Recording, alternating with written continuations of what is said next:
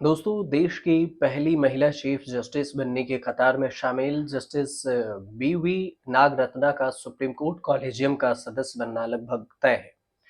Justice अभय S ओका के retired होने के बाद लगभग ये भी साफ हो चुका है। नागरत्ना अब पांचवी सबसे वरिष्ठ जज होने के नाते 25 मई को आधिकारिक रूप से कॉलेजियम का हिस्सा बन जाएंगे या समझे यूं ही कि बन भी गई। और 29 अक्टूबर 2027 को देश की चीफ जस्टिस के रूप में रिटायर्ड होने तक उनका हिस्सा रहेंगी। कॉलेजियम में अब CJI B R Gavai, justice Suryakant, justice Vikram Nath और जस्टिस जे जे माहेश्वरी, इसके अलावा जस्टिस नागरत्ना शामिल है। सुप्रीम कोर्ट में जो जानकारी आई उसमें ये कि सीजीआई गवई शीर्ष न्यायालय के जो खाली हैं, रिक्तियां हैं, पद है, उसको संबोधित करते हुए कई उच्च न्यायालयों में महत्वपूर्ण नियुक्तियां करने के लिए अपनी पहली कॉलेजियम की बैठक बुला लें। और जस्टिस ओका की रिटायरमेंट के बाद जो सुप्रीम कोर्ट है, इसमें 3 न्यायाधीशों का पद अभी खाली है। कॉलेजियम प्रणाली के तहत जो सुप्रीम कोर्ट के सबसे एक फैसले के बाद 1993 में अस्तित्व में आई कॉलेजियम, सुप्रीम कोर्ट के 5 मुख्य जो जज हैं, उनमें 25 उच्च न्यायालय में न्यायाधीशों, जजों की नियुक्ति, ट्रांसफर और फिर प्रमोशन इसकी सिफारिश करते हैं। अब इस व्यवस्था के तहत सरकार कॉलेजियम को सिफारिश लौटा सकती है। कॉलेजियम द्वारा दोबारा सिफारिश दोहराए जाने पर सरकार आमतौर पर सिफारिश स्वीकार कर लेती है। लेकिन ऐसे में मामले भी आए हैं जब सरकार ने फाइल को फिर से लौटा दिया या फिर सिफारिशों पर कोई प्रतिक्रिया नहीं दी। 30 अक्टूबर 1962 को जन्मी जस्टिस नागरत्ना पूर्व मुख्य न्यायाधीश जो सीजीआई ई.एस. वेंकटरमैया की पुत्री हैं।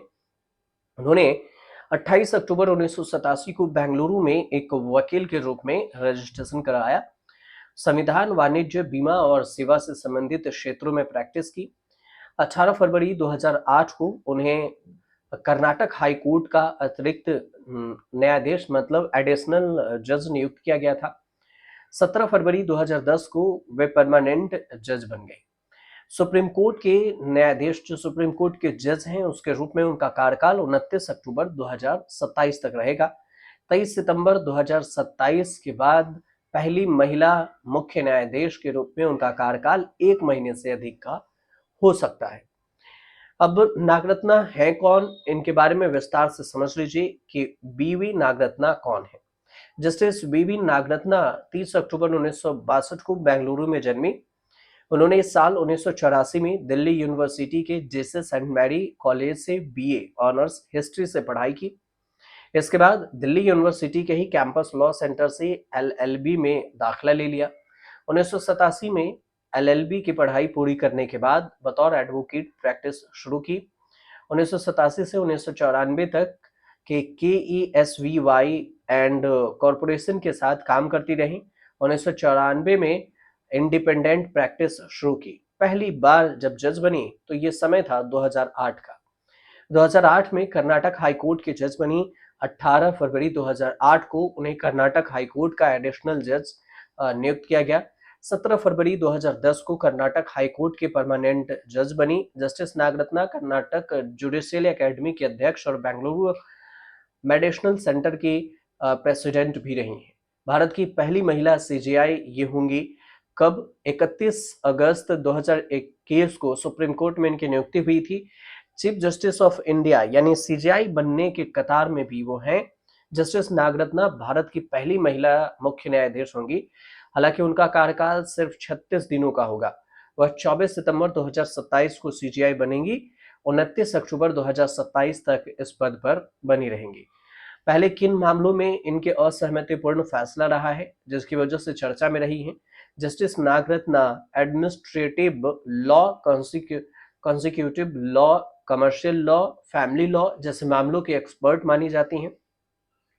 इसके अलावा एक रिपोर्ट ये भी कहता है कि नागरत्ना अभी तक 366 से ज्यादा बेंच का हिस्सा रह चुकी हैं। 53 से ज्यादा जजमेंट दे चुके हैं। जस्टिस नागरत्ना ने केंद्र सरकार के नोटबंदी डीमोनेटाइजेशन के फैसले को भी चुनौती देने वाली याचिका की असहमतिपूर्ण फैसला दिया था। उन्होंने बोला था हम इससे सहमति नहीं है।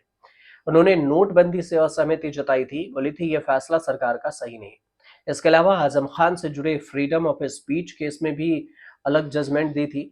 एक और महत्वपूर्ण फैसले में जस्टिस नागरत्ना ने सर्वसम्मति से फैसला दिया था, पब्लिक सर्वेंट्स के खिलाफ यदि परिस्थिति जन्य साक्ष्य है तो उसके आधार पर रिश्वतखोरी के लिए जिम्मेदार ठहराया जा सकता है। तो कुल मिलाकर बीवी नागरत्ना के बारे में ये छोटी सी जानकारी थी। अगर आपको सही लगे तो हमारे चैनल से जुड़िए, सब्सक्राइब कीजिए, शेयर कीजिए, कमेंट जरूर कीजिएगा।